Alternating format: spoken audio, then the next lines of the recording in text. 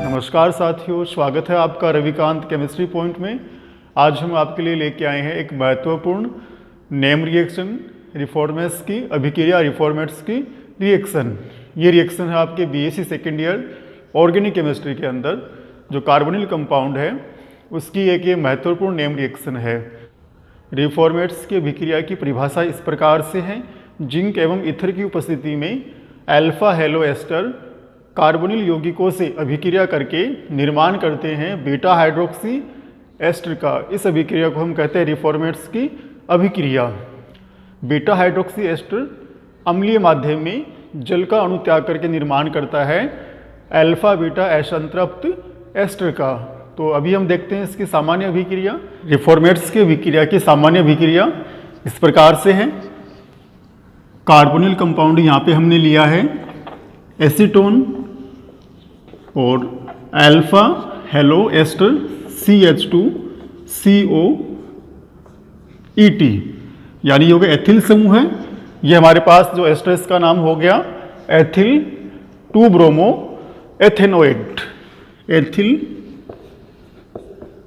2 bromo, 2 carbon है, 1 और 2 ethanoate की अभिक्रिया हमने करवाई जिंक एवं ईथर की उपस्थिति में, तब हमें उत्पाद के रूप में प्राप्त होता है। यहाँ पे हमने लिया अभिकारक के रूप में कार्बोनिल समूह है और साथ में लिया हमने ये हो गया alpha carbon, alpha halo ester, जिसकी अभिक्रिया हम करवाते हैं जिंक एवं ईथर की प्रेजेंस में, तब हमें प्राप्त होता है बीटा हाइड्रोक्सी एस्टर। यहाँ पे C, ये CH2, ये CO ET OH, ये CH3 और यहाँ पे ये CH3, ये अल्फा कार्बन और ये बीटा कार्बन। हमें यहाँ पे उत्पाद के रूप में प्राप्त हुआ बीटा हाइड्रोक्सी एस्टर। और इसका यदि हम IUPAC नाम देखें तो 1, 2, 3 और 4 इसका नाम हो गया ethyl 3 hydroxy 3 methyl anoate. Ethyl 3 hydroxy 3 methyl butanoate. 4 carbon है, 1, 2, 3 और 4 एथिल 3 हाइड्रोक्सी 3 मेथिल ब्यूटेनोएट। अब यहाँ पे हम अम्लीय माध्यम में इसमें से निकालते हैं जल का अणु बाहर -H2O। तो यहाँ से तो निकला प्रोटॉन बाहर और यहाँ से निकलता हाइड्रोक्सिल समूह बाहर, तो -H2O, तो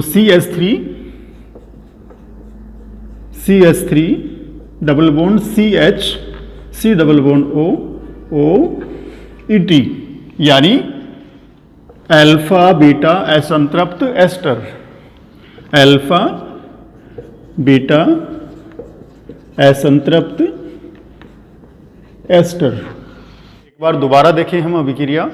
जिंक एवं ईथर की उपस्थिति में अल्फा हेलो एस्टर कार्बोनिल समूह के साथ अभिक्रिया करके बनाते हैं beta hydroxy ester. Beta hydroxy ester का अम्लीय माध्यम में जल का अणु बाहर निकलता है, तब हमें प्राप्त हुआ अल्फा बीटा असंतृप्त एस्टर।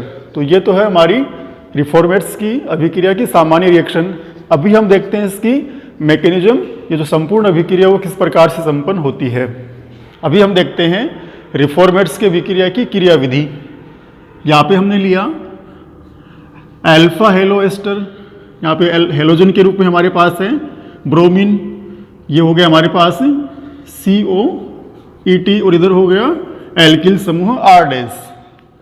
जिंक है जिसके पास जो लोन पेयर है वो अटैक करता है यहाँ पे अल्फा कार्बन के ऊपर।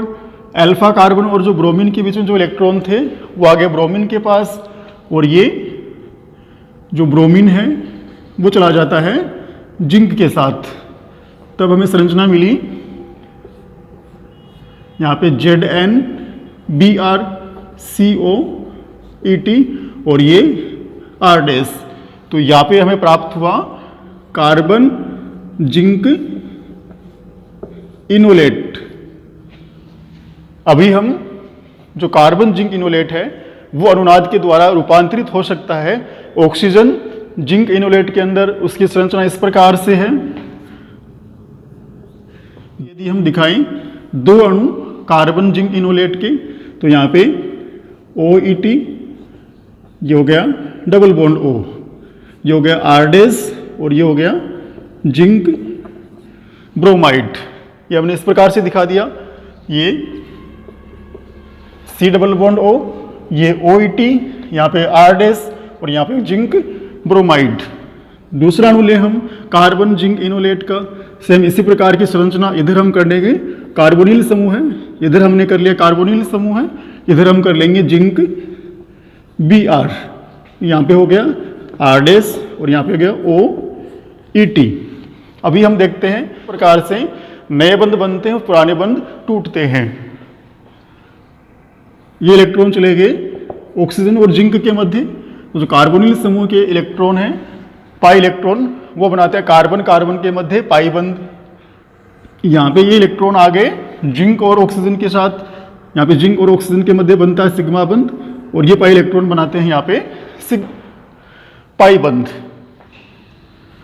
तो दो अणु हैं, यहाँ पे हमने एक अणु को दिखाया है, तो इसको ले हम, तो ये तो हो गया ऑक्सीजन, इसके साथ जुड़ गया ZnBr, यहाँ पे ये दो लोन पेयर, ये OET समूह है, यहाँ पे बन गया द्विबंध और ये हो गया R डैश यानी एल्किल समूह है और यहाँ पे ये बंध टूट जाता है, इसलिए हमने यहाँ पे कुछ नहीं दिखाया है।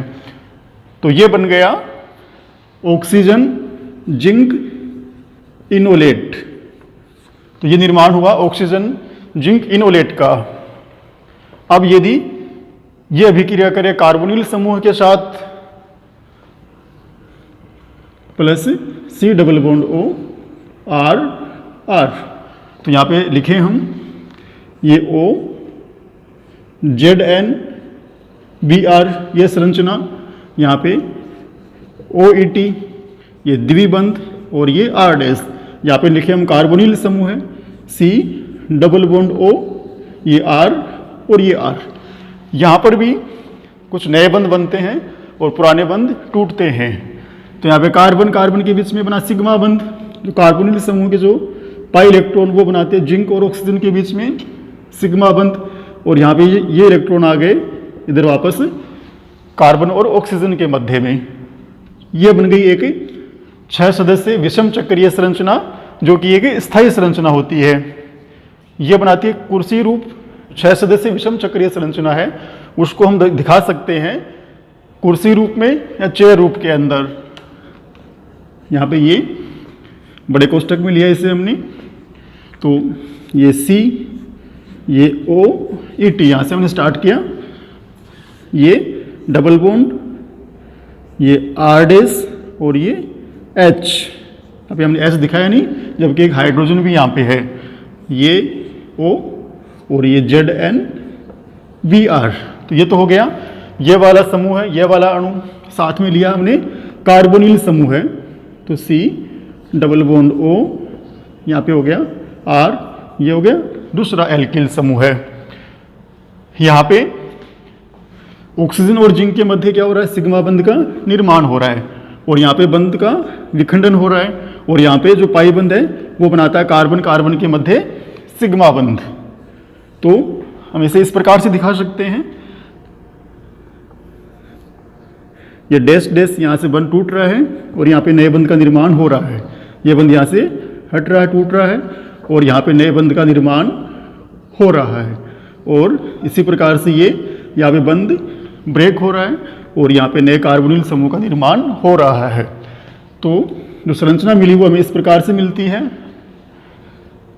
C double bond O, OET, ये R डैश, ये C, ये O, ZnBr,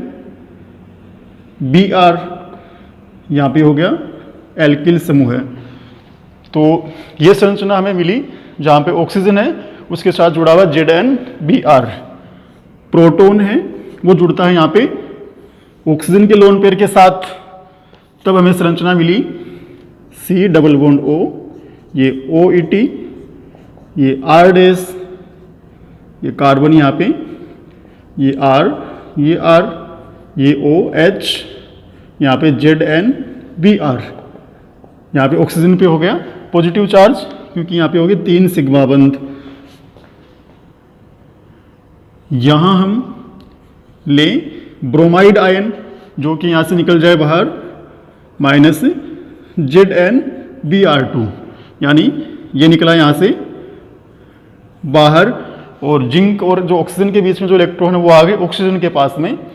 तब हमें उत्पाद के रूप में मिला C double bond O, OET, ये C, ये R डैश, ये C, ये OH और ये 2 एल्किल समूह है।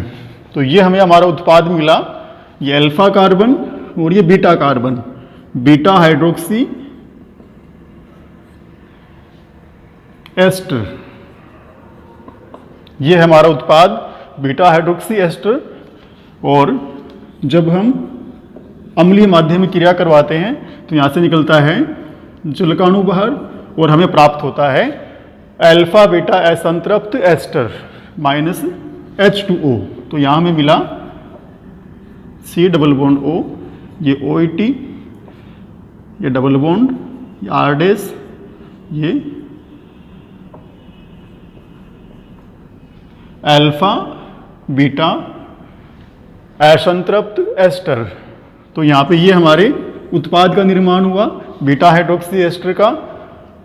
तो ये हुआ डिफॉर्मेट्स की अभिक्रिया और यह उसकी मैकेनिज्म। थोड़ी बड़ी मैकेनिज्म है, लेंदी है, लेकिन जब आप 1-2 बार इसे करोगे तो आपको आसानी से याद होगी।